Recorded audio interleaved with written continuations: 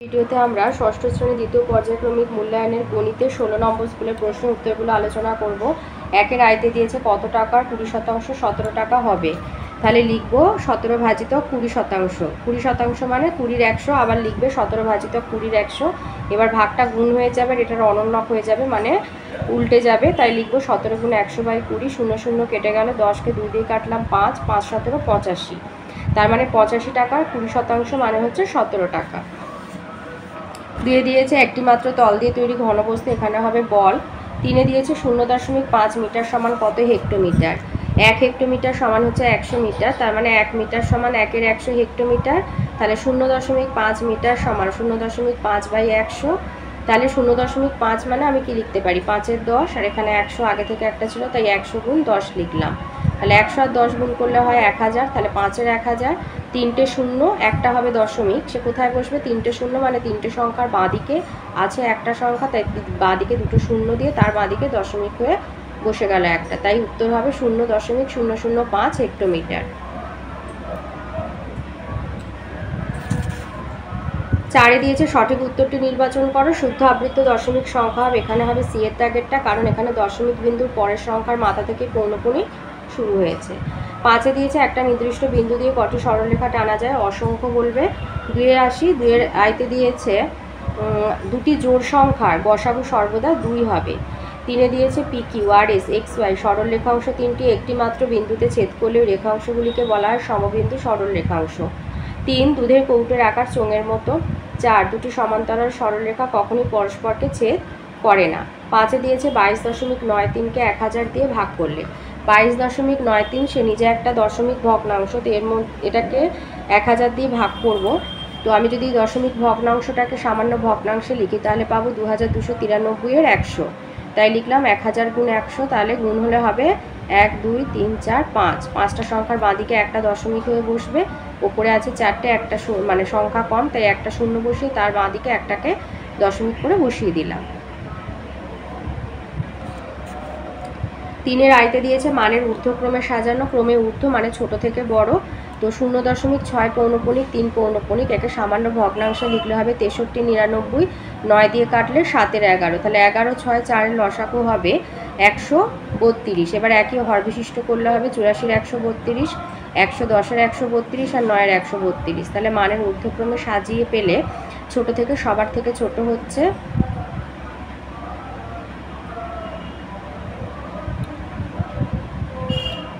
সবার ছোট হচ্ছে 84, তারপরে আসছে 99 মানে 3-এর 4, তার সবার বড় হবে 5-এর 6। 2-এ দিয়েছে 55 মিটার লম্বা বাঁশের 11 মিটার কাদা এবং জলের নিচে আছে। তাহলে 55 মিটার লম্বা বাঁশের 11 মিটার, যদি অংশ প্রকাশ করি হবে 11-র 55 অংশ মানে 1-এর 5 অংশ। এবারে ধরি পুরো বাঁশ সমান 1 অংশ ধরবে, অর্থাৎ বাঁশটির 1-এর 5 অংশ কাদা জলের নিচে আছে, অতএব কাদা জলের ওপরে আছে 1 বিয়োগ 1-এর 5 মানে 5 বিয়োগ 1/5 মানে 4-এর 5 অংশ। এবার 4-এর 5 অংশকে শতকরায় প্রকাশ করলে পাবে 4 গুণ 100/5, 100কে 5 দিয়ে কাটলে 20, 4 20 80। তাহলে বাঁশটির 80% কাদা এবং জলের ওপরে আছে। 3-এ একটা গুণ দিয়েছে 3.4 পৌনঃপুনিক গুণিতক 4.3 পৌনঃপুনিক। তাহলে প্রথমে কি করে নেবে, 3.4 পৌনঃপুনিক একে সামান্য ভগ্নাংশে নিয়ে যাবে। তাহলে লব কি করে তৈরি করবে, 34 থেকে 3 বাদ দিয়ে, যেহেতু 4-এর মাথায় পৌনঃপুনিক আছে, তো দশমিক বিন্দু পৌনঃপুনিক বাদ দিয়ে পুরো সংখ্যাটা লিখে বিয়োগ চিহ্ন দিয়ে, আর যে সংখ্যাটার মাথায় পৌনঃপুনিক নেই সেটা লিখবে। তো এখানে 3, তাই 34 বিয়োগ 3 হলো 31, আর একটার মাথায় পৌনঃপুনিক তাই একটা 9, তাই হলো 31-এর 9। সেরকমভাবে 4.3 পৌনঃপুনিক মানে 43 বিয়োগ 4/9, তাহলে হবে 39-এর 9। এবার গুণ এভাবে লিখবে 31-এর 9 গুণ 39-এর 9, আর 3 দিয়ে কাটলে হবে 3 3-কে 9, 3 13 39, আর 31 আর 13 গুণ করলে হবে 403, আর 3 9 27, তার মানে 403/27 হবে উত্তর। 4-এ দিয়েছে প্রদত্ত জ্যামিতিক চিত্রে পরিসীমা নির্ণয় করো। এখানে দেখো মোট 6টা 6 সেন্টিমিটার রয়েছে, তো এইভাবে লিখে 6 গুণ 6 সেমি করে দেবে 76 সেমি, তাহলে পরিসীমা হবে 76 সেন্টিমিটার। 4-এর আয়টা আসে অনিলবাবু তার মাসিক আয়ের 22% বাড়ি ভাড়া দেন, প্রতি মাসে যদি 1870 টাকা বাড়ি ভাড়া দেন অনিলবাবুর মাসিক আয় কত। তাহলে অনিলবাবুর মাসিক আয় হবে 1870 ভাজিতক 22%, মানে 1870 ভাজিতক 22-এর 100, তার মানে 1870 গুণিতক 100/22, তাহলে 1870 গুণ 100/22। এবার 11 দিয়ে কেটে এটা 2, আর একে পেলাম 170, 170কে 2 দিয়ে কেটে পেলাম 85, 85 আর 100 গুণ করলে হবে 8500 টাকা। তাহলে অনিলবাবুর মাসিক আয় হবে 8500 টাকা। 2-এ দিয়েছে 13 দ্বারা বিভাজ্য এমন ক্ষুদ্রতম সংখ্যা লেখো যা 8, 12, 16 এবং 20 দিয়ে ভাগ করলে প্রতি ক্ষেত্রে এক ভাগশেষ থাকবে। তাহলে এই 8, 12, 16, 20 প্রথমে লসাগু বের করে নেবে, লসাগু বার করে হলবে 240। এবার যেহেতু এক ভাগশেষ থাকছে তাই 240 এই লসাগুকে 1 দিয়ে গুণ করে তার সাথে 1 যোগ করবে, করে যে ফলটা পাবে সেটা 13 দ্বারা বিভাজ্য কিনা দেখবে। যেমন 241 13 দ্বারা বিভাজ্য নয়, কিন্তু 240কে 2 দিয়ে গুণ করে যদি 1 যোগ করি তাহলে পাচ্ছি 481, যেটা 13 দ্বারা বিভাজ্য।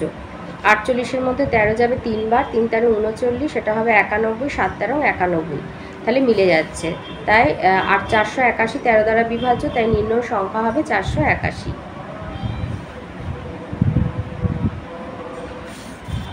মানে যেহেতু এক প্রতি ক্ষেত্রে এক ভাগশেষ আছে সেই জন্য এই যোগ একগুলো লেখা হলো। 3-এ দিয়েছে যে আমি আমার দোকানের 1 সপ্তাহে ব্যাগের বিক্রির একটি তালিকা তৈরি করলাম, আর এটা একটা স্তম্ভচিত্র করে দেখাতে বলছে।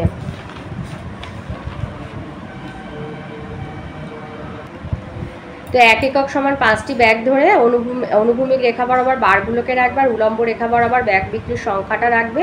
5, 10, 15, 20 করে 45 পর্যন্ত টেনে নেবে, নিয়ে এইভাবে স্তম্ভচিত্রটা সোম থেকে শনি তৈরি করে নেবে। তাহলে 1 একক সমান 5টি ব্যাগ রাখবে।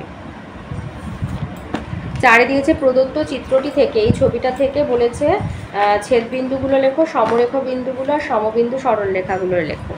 তাহলে এতে ছেদবিন্দু হচ্ছে এ বি সি, আমি একটু উল্টোপাল্টা হয়ে গেছে তো পরপর লিখবে A B C D E F ও, এইভাবে লিখবে। আর তারপরে আছে সমরেখ বিন্দু, মানে সমরেখ বিন্দু একটা রেখার ওপর যে বিন্দুগুলো অবস্থিত A B, B D C, A O E, C O F, A O D, A E C, এভাবে কমা দিয়ে লিখে দেবে। আর সমবিন্দু সরলরেখা এডি, বি আর সি এ। তো এই ছিল আজকের আমাদের ষষ্ঠ শ্রেণী দ্বিতীয় পর্যায়ক্রমিক মূল্যায়নের গণিতের 16 নম্বর স্কুলের প্রশ্নের উত্তরগুলো।